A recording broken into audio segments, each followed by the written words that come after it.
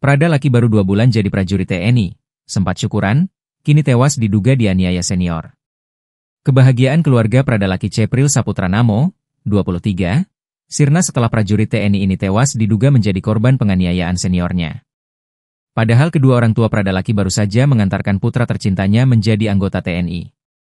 Prada laki baru 2 bulan menjadi TNI setelah dilantik di Rindam 9 Udayana, Singaraja, Bali pada Juni 2025.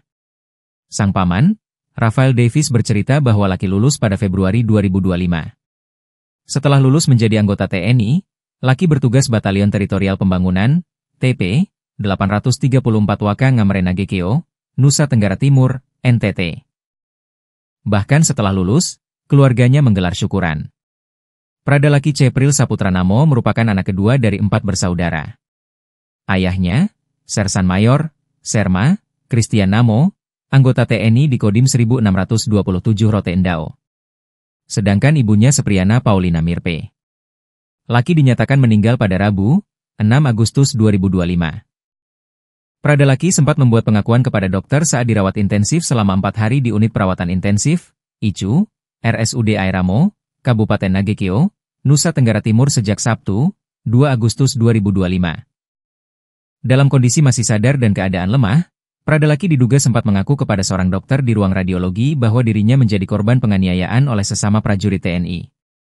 Pernyataan terakhirnya itu kini menjadi titik awal pengungkapan kasus yang diduga kuat melibatkan penganiayaan internal di tubuh Kesatuan Yonif TP834WM. Tim Batalion TP834WM Nagekeo berhasil mengungkap para terduga pelaku penganiayaan terhadap prajurit TNI ed. Prada laki Cepril Saputra Namo, 23, hingga tewas.